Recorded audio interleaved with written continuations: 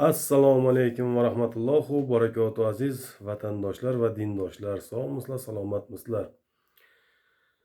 Ayniqsa musofir yurtda yurgan aziz aka-uka, opa-singillarimiz salomatmisizlar? Yangi kunlarni boshlab oldilaringizmi? Alloh bugungi kunlaringizni xayrli, barakotli qilsin. Hozirgi mavzuyimiz musofirda yurgan aka-uka, opa-singillarimizga bo'ladi. Ularda yaxshi tomonlari ko'pmi yoki qiyin tomonlari ko'pmi, shu gap haqida bo'ladi. Musofirda yurgan insonlar ertalab turganda ularda issiq choy kutib olmaydi. Bunday qilib gapirganda ochil dasturxon kutib olmaydi ularda. Turdingmi bolam, choyingni ichib ol, yoki turdingizmi dadasi, choyingizni ichib oling, yoki turdingmi qizim, choyingni ichib ol degan gaplar bo'lmaydi ularda ertalabda. O'zlari turadi. Choy ichsa ichadi. Ba'zi birlari ichadi, ba'zi birlari ichmaydi. Bir yo'la abad qilaman deydi, ishga qarab ketadi. Ishga borganda, misol uchun, oddiy misol qilib aytsak, stroyka deylar yoki отделка, o'sha stroyka sohasi deylar. Juda ko'p azob yeyishadi stroyka deylar. Ayniqsa Rossiya hududida juda ko'p, hozirgi paytda juda ko'p azob yeyishadi. Bular boradida ishlagani, bularda tanlash varianti ham yo'qda, imkoniyat yo'q. -30 bo'lsa ham, do'l yoqsa ham, to'xtamay yomg'ir yoqsa ham bularda tanlash imkoniyati yo'q. Uyda qolaman bugun, bu uyda yotaman degan narsa bo'lmaydi. Bir kun yotishi ularga minus bo'ladi. Sirazu ular uyda bola chaqa, ota-onasini o'ylaydi.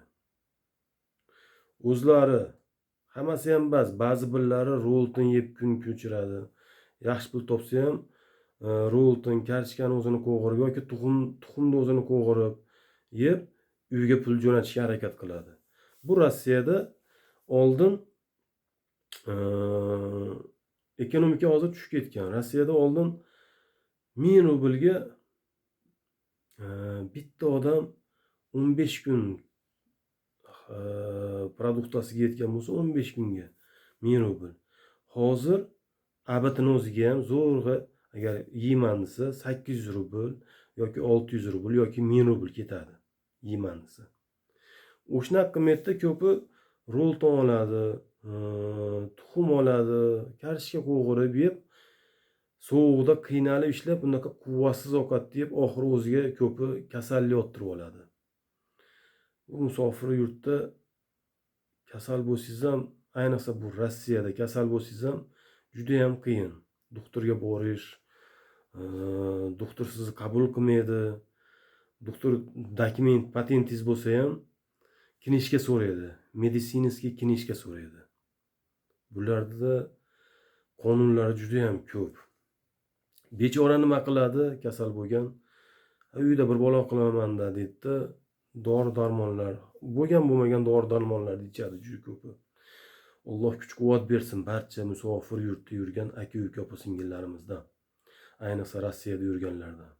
Bularda yana imkoniyat bo'lmaydi deganim, o'sha sovuqda, bugun -30, o'sha -30da borib turib ular stroykada issiqxonada kiyim almashtirishmaydi ular. Ko'pi o'sha stroyka bo'layotgan joyda kiyimini almashtirishadi. Faraz qiling -15, eng kamida -10 joyda ular kiyimini almashtirishadi. O'shanda juda ko'pi kasallik yuqtiradi. Sovuq o'tkazib oladi o'ziga bechoralar. Alloh kuch-quvvat bersin. Hammalarini Alloh o'z panohida asrasin. Musofirda o'sha Rossiyada yurganlar hozirgi paytda keyin ular stroykada yurganlari gap eshitishadi, qilgan ishlarini o'tkazolmaydi. Har xil vaziyatlar bo'ladi. Ham sovuq, ham gap eshitib, ham ishini topshira olmay bechora uyga qaytganda uni ota-ona yoki ayoli kutib olmaydi. Keldingmi bolam, mana issiq ovqat qilib qo'ydim, issiq choy, issiq ovqat. Yoki keldingizmi dadasi, issiq ovqat, issiq choy sizni kutib turibdi. Yuvinib chiqing, ovqatlaning degan imkoni bo'lmaydi. Bu Rossiyada ayniqsa. Bunaqa sharoit kutib olmaydi. Ochil dasturxon, o'zimiz vatanda kutib oladigan dasturxon bo'lmaydi. Agar shuna sharoit bo'lganda, u aka-ukamiz ishxonadan eshitgan gapi, dakkisiyu, topshirolmagan ishlariyu, agar uyga kelganda dadasi yoki o'g'lim ovqatingni yeb ol issiqqina degan gaplar kutib olganda, bular o'shani ham unutib yuborishadi. Gap eshitganlarini ham unutib yuboradi. Bechora ham gap eshitib, ham sovuqda ishlab, ishini topshirolmay kelyapti. Ovqat qilgisi ham ko'pini vaqti bo'lmaydi, ko'pini nasrinasi bo'lmaydi. Nima qiladi? Endi bu ovqat basda rolton oladi ko'pi, yoki tuxum, yoki rolton, yoki kartoshka qovuradi yoki roltonni dimlaydi, yeb yotadi o'sha holatiga. O'shaning uchun biram aytgandim, musofir deylardi, ayniqsa Rossiyada yurganlarni iltimos duo qilinglar, duo qilinglar. Juda ko'p qiyinchiliklarga uchrayapti. Hozirgi paytda juda ham ko'p qiyinchiliklarga uchrayapti. Dokumenti bo'lsa ham, bo'lmasa ham. Bularni hozir endi quvdi red, juda ko'p joyda red bo'lyapti. Bularda hozir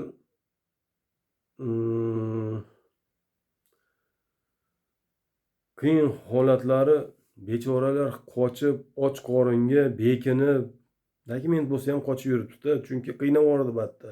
Rossiyada juda ham qattiq qiynab yubordi. Xudo xolasa bu kunlar ham o'tib ketadi.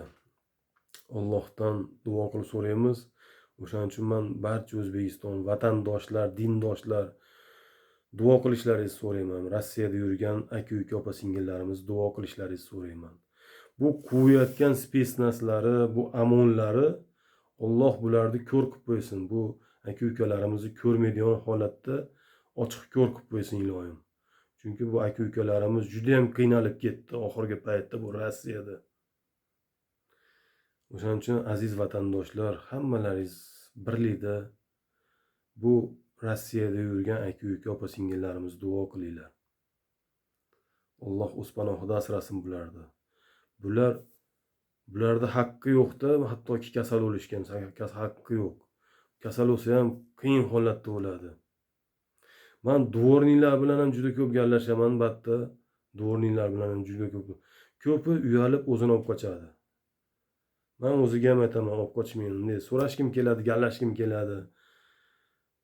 O'shalarni ham yeyishini ko'rsangiz, batda Qrim territoriyasida dvorniklarga 70 ming oylik qilib bergan. 70 ming oylik degani bu $800 jicha oshiqroq degani, $800-900 degani gap. Shuni bular to'liq jo'natishadi uyga. O'sha dvornikni boshliqlarini pishirgan ovqatini yeyishadi. Hatto nima ovqat endi sizga qo'y go'shtida, mol go'shtida zo'r qilib ovqat qilib bermaydi. Garoq pishirib beradi, tovuq go'shtiga qo'shib turib, garoq pishirib beradi, grechka pishirib beradi. Grechka bu to'yimli ovqat emas, grechka u dieta ovqat bu. Makaron pishirib beradi. Shunaqa ovqatlarni yeb bechoralar shu yerda muzlab qiynalsa ham uyiga, oila va bola chaqasiga pul jo'natishyapti. Alloh barchalaridan rozi bo'lsin. Alloh kuch-quvvat bersin hammalariga. Stroyka deylarda juda ham ko'p. Hozir to'g'ri, hammasi yomon bo'lyapti deya olmayman. Yaxshilari ham bor bu Rossiyada. Aka-uka, opa-singillarimiz zo'r pul topayotganlari ham bor, qiynalmayotganlari ham bor. Lekin qiynalayotganlari juda ko'payib ketyapti borgan sari.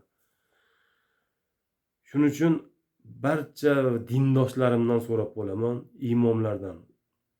O'zbekiston bilan, Qirg'iziston bilan, Tojikiston bilan, Qozog'iston bilan barcha imomlardan so'rardim. Asha Rossiyada yurgan musofir aka-uka, opa-singillarimiz duo qilishlaringizni so'rayman. Alloh barchalariga kuch-quvvat bersin. Bular hamma o'ylagan yaxshi niyatlariga